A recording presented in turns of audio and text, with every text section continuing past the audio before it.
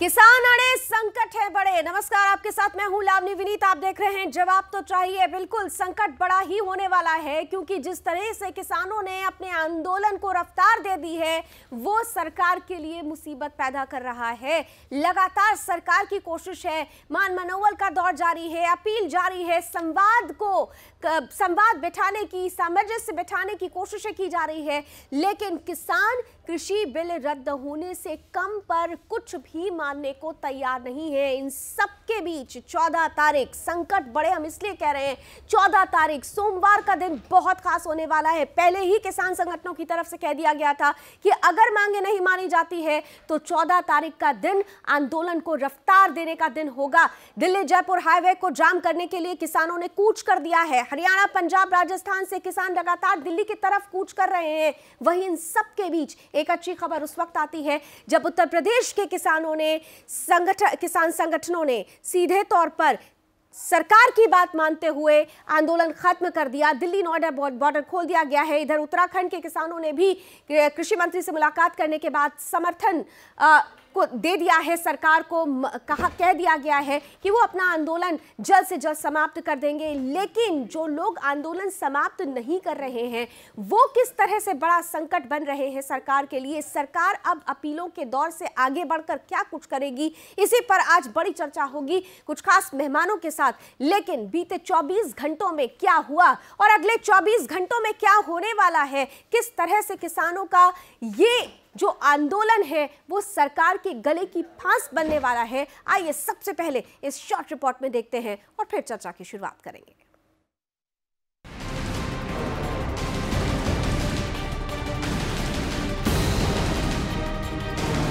कृषि कानून को लेकर किसानों का आंदोलन जारी है। आंदोलन का आज 18वां दिन है।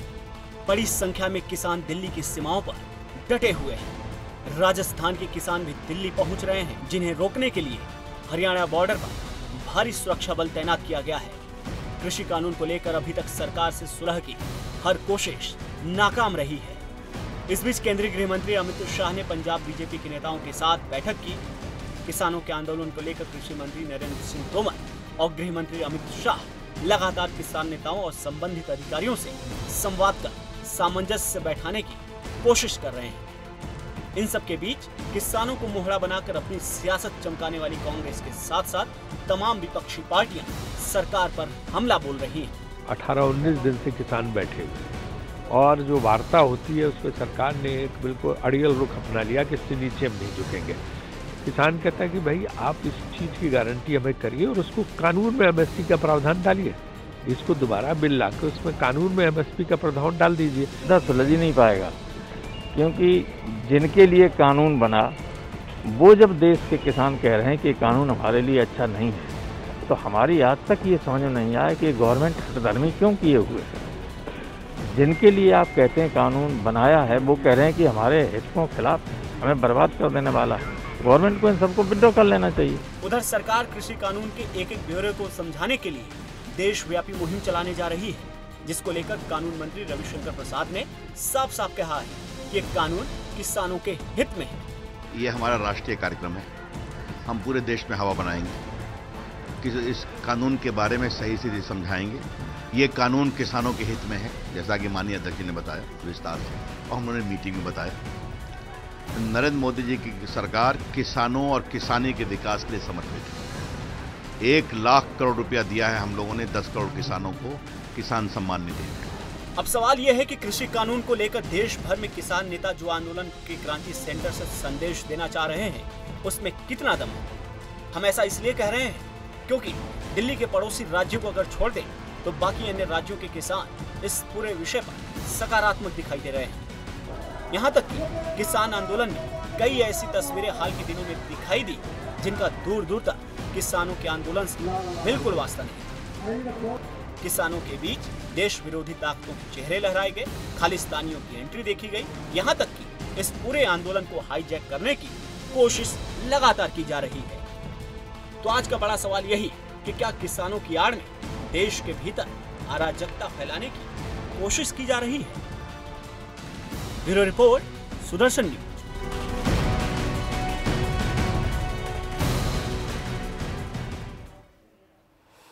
गया किसानों के सहारे देश की व्यवस्था को, किसानों की आड़ में देश की व्यवस्था को ध्वस्त करने की एक बड़ी साजिश हो रही है। ये तो बड़ा सवाल ही है। इन सबके बीच सरकार लगातार ये कह रही है कि किसानों को भटकाया जा रहा है और किसान ये कह रहे हैं कि सरकार मुद्दे को भटका रही है। ये भटकने और भटकाने के सिलसिले में समाधान क्या निकलेगा, ये बड़ा महत्वपूर्ण है, क्योंकि किसानों ने कमर कस ली है और उधर सरकार भी मूड बना चुकी है कि कानून वापस नहीं लेगी और किसान कह रहे हैं कानून वापसी से कम कुछ भी मंजूर नहीं। किसान नेता राकेश टिकैत क्या कहते हैं और इस पर सरकार का जवाब कृषि राज्य मंत्री किस तरह से देते हैं, पहले ये सुन लेते हैं और फिर चर्चा की शुरुआत करते हैं। फैसले लेंगे। कल के जो हमारे बड़े प्रोग्राम दो हैं, एक है डिस्ट्रिक्ट हेडक्वार्टर डीसी मुख्यालय पे हम अपना ज्ञापन देंगे जो प्रधानमंत्री के नाम होगा। उसमें ये जो इशू है सारे वे इशू उसमें रहेंगे। और दूसरा है कि हम भूख हड़ताल पे रहेंगे जो लीडरशिप है, और जहाँ जहाँ हमारी नाकेबंदी है, ये नहीं कि कोई डिस्ट्रिक्ट हेडक्वार्टर में उसमें बैठेगा, वो नहीं, जो यहाँ पे हमारी नाकेबंदी है दिल्ली के चारों तरफ, उसमें हम भूख हड़ताल पे बैठेंगे। 2 कदम अगर किसान आगे बढ़ेगा तो 2 कदम सरकार आगे बढ़ के और इसका सॉल्यूशन निकाले, वरना इन लोगों को तो 60 साल सिर्फ राजनीति की थी और वो आज भी इसी का उपयोग किसान को बंदूक का बनाकर इसके आगे बढ़ना चाहते हैं। लेकिन मैं सोचता हूँ कि देश का किसान बहुत समझदार है, जागरूक है और इसमें इनको कामयाबी हासिल नहीं करने देगा। और अगली जो बैठक होगी उसके अंदर निश्चित रूप से एक अच्छा परिणाम आएगा। और भारत सरकार है वो अगर उनको किसानों को कोई भी अगर संशोधन या उसमें डाउट है तो मेरा यही कहना है कि उसके अंदर संशोधन करने के लिए भारत सरकार तैयार है। लेकिन सिर्फ यस या नो, ये शायद मैं सोचता हूँ कि एक इससे आगे आकर हमें बातचीत के ऊपर आना चाहिए और इसका हल निश्चित रूप से निकलेगा। बातचीत से बात बनती तो नजर नहीं आ रही है, लेकिन बात बननी चाहिए। ये होगा कैसे, आइए चर्चा की शुरुआत करते हैं। मेरे साथ 2 खास मेहमान जुड़ चुके हैं। स्वागत करती हूं बीजेपी का पक्ष रखने के लिए हमारे साथ जुड़ रहे हैं प्रवक्ता राजेंद्र भंडारी जी, बहुत बहुत स्वागत। साथ ही साथ हमारे साथ किसानों का पक्ष रखने के लिए किसान नेता जुड़ रहे हैं मच्छू नागर साहब, बहुत बहुत स्वागत आपका। सबसे पहले राजेंद्र भंडारी जी आपके पास आते हुए, क्योंकि हम कह रहे हैं किसान अड़े हैं, संकट बड़े हैं, सोमवार का दिन आपकी संकट और बढ़ाने वाला है। बातचीत की बात तो लगातार हो रही है, लेकिन उस बातचीत से कोई बात बननी भी तो चाहिए। बात बनती हुई नजर नहीं आ रही है। देखिए, हमारी तरफ से, सरकार की तरफ से कोई कमी नहीं है। कुछ मुद्दों पर जो हम सहमत भी नहीं थे किसानों से, फिर भी हमने किसानों की बात मानकर, चाहे अभी एमएसपी का कोई इशू 3 बिल्स में नहीं था, फिर भी हमने अलग तौर से इनको कहा कि हम गारंटी देते हैं। मंडियों की बात पर आए, फीस वहां लगनी चाहिए प्राइवेट मंडियों पे, वो भी मान गए हम। फिर उन्होंने कहा बिजली सब्सिडी का जो ऑर्डिनेंस ला रहे हैं आप, बिल बना रहे हैं, वो भी रोक लो, वो भी मान गए हम। उसके बाद पराली पर जलाने पर कोई जुर्माना या कोई सजा ना हो, वो भी मान गए। उसके बाद अदालत का प्रोविजन होना चाहिए, वो भी मान गए। अरे ये सब कुछ सोच समझ के हमने लाया था, लेकिन हमारे किसान भाई नहीं तैयार हुए, हम मान गए। लेकिन अब जो नजर आ रहा है, किसानों के हाथ से धीरे धीरे ये आंदोलन खिसक रहा है और इस आंदोलन में पॉलिटिकल पार्टीज एक्टिव हो गई हैं। किसानों की लीडरशिप में जो 40 इनकी जथेबंदियां चलती हैं, उनमें भी सीपीएम के लोग, कांग्रेस के लोग और कई और पार्टियों के लीनिंग के लोग वहां पड़े हैं। वो चाहते नहीं इसका कोई हल निकले और धीरे धीरे ये किसानों के हाथ से आंदोलन जा रहा है। ठीक है राजेंद्र जी, आपकी इसी बात का जवाब पहले मैं मच्छू नागर साहब से ले लूं, फिर इस चर्चा को और धीरे धीरे आगे बढ़ाएंगे। मच्छू नागर साहब, क्या वाकई आपके हाथ से जो जिस मुद्दे के साथ, जिस मांग के साथ आप लोग आगे बढ़े थे, वो आंदोलन अब दिशा भ्रमित हो रहा है? क्योंकि एक तरफ जिन मांगों को मनाने की आप बात कर रहे हैं, सरकार तो वो मान रही है, और आप देखिए खुद आपके कई ऐसे सहयोगी हैं, कई ऐसे संगठन हैं जो अब सरकार के पक्ष में आ चुके हैं। आज उत्तर प्रदेश के किसानों ने सरकार के साथ हाथ मिला लिया, उन्हें समझ में आ गया कि यह कानून उनका हितैषी है, हित में है। उत्तराखंड के किसानों ने भी कुछ ऐसा ही समर्थन दिया है। जी लवानी जी, सबसे पहले तो मैं ये बता दूं, किसी भी संगठन ने ना तो इन्हें समर्थन दिया है, ना कोई भी संगठन इनसे हाथ मिला के घर वापसी गया है। दूसरी बात, हम इस देश के किसान हैं और इसी देश की रक्षा और सुरक्षा भी हमारी जिम्मेदारी बनती है। जय जवान जय किसान है हम। केवल वो जो मेन रास्ते थे उनमें हमारी वजह से आमजन परेशान ना हो, वो संगठन एक साइड बैठे हुए हैं, एक भी आदमी घर नहीं गया है। दूसरी बात, जैसे अभी प्रवक्ता जी कह रहे थे, इन्होंने किसानों की बात मान ली, पराली जलाने वाली बात मान ली, एमएसपी की बात मान ली। मैं मोटा मोटी इनसे यही जिम्मेदारी के साथ मुझे बता दें, 100% में से अगर 85% बिंदुओं पे आप किसानों का संशोधन करने के लिए राजी हो जाते हैं और 15% आप बचा हुआ होता है, तो बिल वापसी क्यों नहीं लेते आप? नहीं तो फिर तो मतलब 85% ज्यादा होता है 15%। लेकिन मटरू साहब, ये तो फिर आपकी हट धर्मिता हो गई। सरकार तो अब आपकी मांगे मान रही है। अभी इन्होंने कहा कि हम इनके फेवर में बिल लाए थे और इस बिल में अभी 10 दिन पहले एक भी खामी नहीं थी, और आज 85% खामी ये खुद कबूल कर रहे हैं हर मीटिंग में, हर दौर की मीटिंग में। और आज यह हट धर्मिता हमारी है या इनकी है? ये बिल्कुल अड़ियल रवैया और इनका ये घमंड इन्हें लेके जाएगा। ये घमंड इनका नहीं छोड़ेगा। ये घमंडी सरकार हो चुकी है। अब तक हम इनके खिलाफ नहीं बोले थे, एक भी शब्द किसी किसान संगठन ने इनके खिलाफ नहीं बोला था। अब जैसे ये बोल रहे हैं किसान संगठनों से ये आंदोलन छिनता जा रहा है, ये भूल है महोदय आपकी। ये बिल्कुल आप अहंकार में हो। ये संगठन और मजबूत होता जा रहा है, और जितना आप किसान को प्रताड़ित करोगे ये संगठन और मजबूत होगा। और आप ये बिल्कुल सुनिश्चित कर लें, तीनों काले कानून आपको वापसी लेने पड़ेंगे। और रही बात विपक्षी पार्टियों की, हमें नहीं किसी से सरोकार, हमें नहीं किसी की मदद की जरूरत। इस देश का किसान अपने आप में इतना मजबूत है। यहाँ पर मटरू नागर साहब, आप सरकार से सवाल करें, वो जवाब दे। यहाँ पर तो स्थिति समझ में आती है, ऐसा होता भी है लोकतंत्र में। आप कह रहे हैं कि विपक्ष को कोई जगह नहीं दे रहे, लेकिन यहाँ तो विपक्ष किस तरह से कूदा। आपके भारत बंद में भी विपक्ष वहां जाकर क्या कुछ कर रहा है, वहां पर अराजक तत्व बैठे हुए हैं, आप लोग उनको हटाते नहीं है। आप कहते हैं कि उनसे मतलब नहीं है, तो जगह दे कौन रहा है? इसीलिए तो आप पर सवाल उठ रहा है। किसी किसान संगठन पंचायत में कोई मंच साझा किया हो, किसी ने आके वहां बोला हो, या किसी किसान संगठन ने किसी राजनीतिक पार्टी को न्योता दिया हो। रही बात किसान संगठनों को दबाने के लिए ये सरकार की साजिश है, अब विपक्ष को भी यही बरगला रहे हैं। भंडारी जी, जल्दी से जवाब जबरदस्ती है हमारे आरोप बड़े लग गए हैं क्योंकि संवाद से समाधान निकल नहीं रहा। अरे यार, ये खुद कहने लग गए कि 85% जो चीजें मान ली गई या हमारी सहमति होगी। अब हम तो उस चीज को कह रहे हैं साहब, हम तो उस चीज को इसलिए कह रहे हैं कि अभी 10 दिन पहले इस कानून में मैडम एक भी संशोधन की आवश्यकता नहीं थी। ये इतना बढ़िया कानून लेकर आए थे, फिर आप ये हमने तो कुछ बोला ही नहीं है। हमने तो किसी ठीक है नागर साहब, उनकी बात भी सुन लीजिए। जी राजेंद्र भंडारी जी। देखिए नागर साहब, आपसे आग्रह है, आप जरूर बोलिए, मैं आपको इंटरप्ट नहीं करूंगा, लेकिन आप मेरी बात भी सुनिए।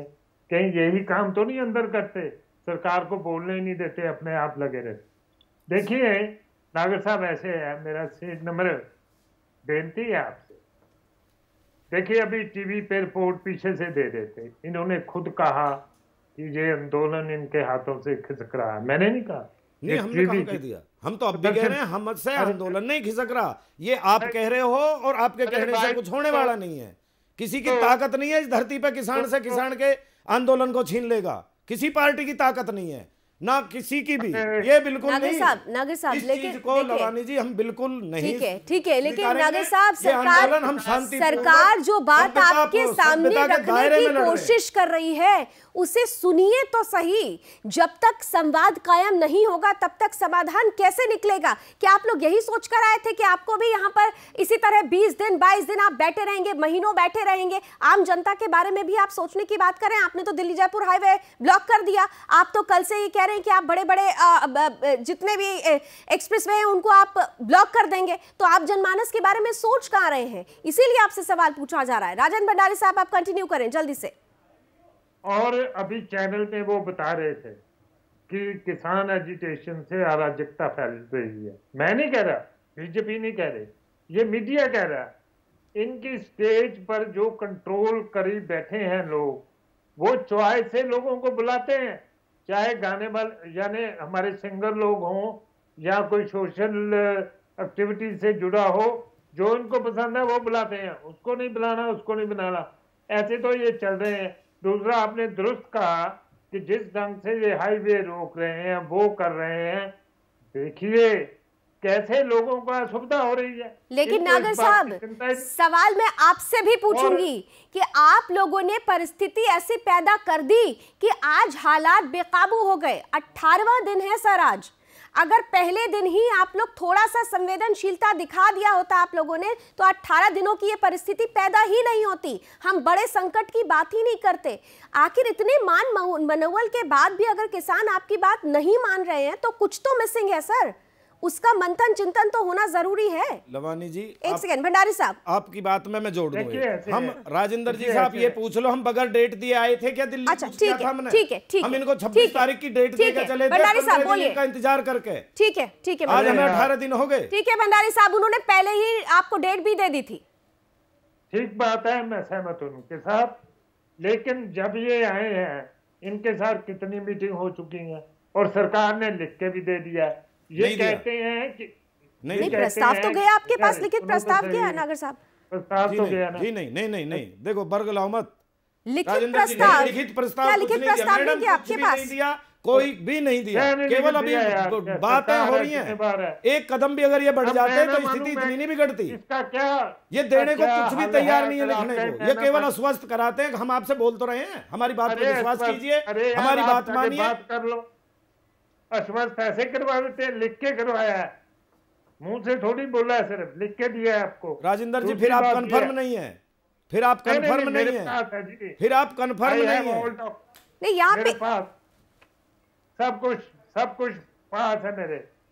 और दूसरी बात सुनिए लवानी जी, ये जो बार बार बात कहते हैं ना भी हम नोटिस देकर चले यहाँ हो, उसके बाद बातचीत हुई, बातचीत होकर मुद्दों पे सहमति हो, ये यार कहाँ डेमोक्रेसी का तरीका? यस और नो? अरे यार ऐसे ही व्यवस्था चलती है क्या? यस और नो?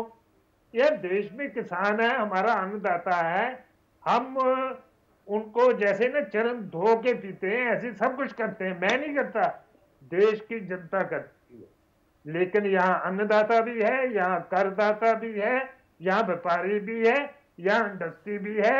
व्यापारी को ही तो बचा रहे हो, इंडस्ट्री और व्यापारी पे ही तो नजर है। राजेंद्र जी 60 साल से उन्होंने देश में राज किया था, आज ढूंढे नहीं मिल रहे हैं धरती पे, आज ढूंढे नहीं मिल रहे हैं, 2-2 सीट के लिए तरस रहे हैं। और सेम कंडीशन यही थी आपकी।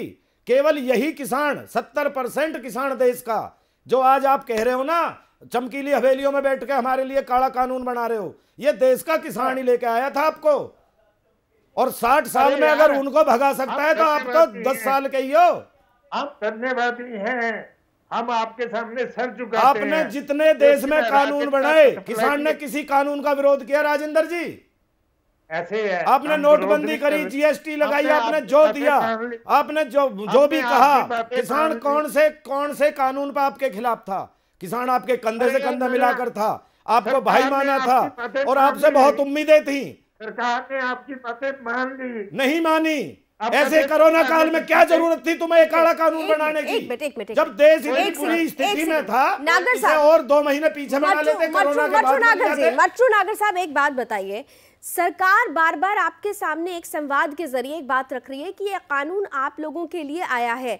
जिस कानून की आप लोग आज लगातार कह रहे हैं ये काला कानून है, काला कानून है, कानून तो पहले से चला आ रहा था ना, उसमें उसको ज्यादा मजबूती दी गई है। और जब बड़े बदलाव होंगे तो बड़े बदलाव के लिए कुछ बड़ी तस्वीर बनाने के लिए, कुछ बड़ा तस्वीर बनाने के लिए कुछ तकलीफ भी होती है। बड़ी तस्वीर आपका इसी में देखो, मैं ज्यादा कोई वो नहीं हूँ, पढ़ा लिखा या बहुत बड़ा ज्ञानी नहीं हूँ, मैं एक आम किसान हूँ। मैं अपनी भाषा में पूरे देश का पेट भरते हैं, आप लोग सबसे ज्यादा ज्ञानी बहुत बड़ा चैनल आपका, आपके माध्यम से जो मुझे देख भी रहे हैं मेरे किसान भाई, मैं सबको बताना चाहता हूँ, जो इन्होंने कानून ये बनाया है, मेरे लिए कानून बना के मुझसे ना पूछना। मैं बीमार हूं, मुझे आप जबरदस्ती, मुझे खांसी जुकाम है, बुखार के मतलब आपका रोष सिर्फ इसलिए है क्योंकि आप बातचीत में कानून बनाने में आपको इन्वॉल्व नहीं किया आगे की बस इतना ही। जितनी मुझे जानकारी, अब ये जो किसान चौपाल लगाएंगे, क्या ये किसान चौपाल हमारी तरह रोड पे बैठ के लगाएंगे? नीचे पल्ल बिछा के लगाएंगे, इतने बड़ी बड़ी स्टेज सजा रहे हैं। ये अभी मैं दिन में देख रहा था, किसान चौपाल आज इनके मंत्री ने की आपको कितना खर्चा। ये आए किसान चौपाल लगाने की, गांव गांव जाने की जरूरत क्या है, यहीं आए हमारे बीच में धरने पे। राजेंद्र जी आए, कल टाइम दे। ठीक है राजेंद्र भंडारी जी, सीधे बात करिए। राजेंद्र भंडारी जी, समय की बाध्यता है। देखिए इतने कम समय में भी इतनी चीज तो स्पष्ट हो चुकी है कि संवाद से बात नहीं बन रहा, आप कन्विंस नहीं कर पा रहे हैं। और अगर आप कन्विंस नहीं कर पाएंगे तो सरकार के लिए निश्चित रूप से आने वाला समय बहुत चैलेंजिंग हो जाएगा। सर लास्ट पॉइंट मैं आपसे जानना चाहूंगी कि क्या करने को सोचा है आप लोगों ने? कल की चुनौती आपके सामने है, आंदोलन रफ्तार पकड़ेगा। देखिए ऐसे है, हम किसानों की इज्जत करते हैं, हम किसानों को उनका बनता हुआ हक भी देते हैं, देते भी रहेंगे। देखिए किसी किसान ऑर्गेनाइजेशन ने सम्मान निधि नहीं मांगी थी, हमने 1 लाख करोड़ रुपया 10 करोड़ किसानों को दिया। तो ये कोई हमने आसान नहीं कुछ किया। और बता दो राजेंद्र जी। अरे यार मैं बता देता हूँ, आप बताएं। अब चुप करके सुनना, मैं बता दूंगा आपको। जी बताओ। ये देखिए आपके 15-16 में ये कनक की एमएसपी थी 1525। सर मेरे पास समय की बाध्यता, इसलिए मैंने सिर्फ मैं मेन पॉइंट आपसे पूछूं कि कैसे आप खत्म करेंगे ये इस समस्या का समाधान तो निकालना होगा ना। बातचीत से करेंगे और इनको बार बार आग्रह करेंगे कि देश में अन्य लोग भी बैठे हैं। चलिए सरकार ये कह रही है कि अपील और आग्रह और मान मनोवर का दौर जारी रहेगा, लेकिन हमारे किसान भाई इस मान मनोवर, इस अपील को समझ पाएंगे या नहीं, ये बड़ी तस्वीर है। और जब तक ये समझने और समझाने का सिलसिला एक सामंजस्य पर आकर नहीं रुकेगा, तब तक इतना तय है कि संकट बड़ा ही होने वाला है, क्योंकि किसान अड़े हुए हैं। उम्मीद करते हैं कि जल्द ही इस संकट का समाधान निकले। आप दोनों मेहमानों का बहुत बहुत शुक्रिया। आज बस इतना ही। देश और दुनिया के लिए तमाम खबरों के लिए आप जुड़े रहिए सुदर्शन न्यूज के साथ। जय हिंद।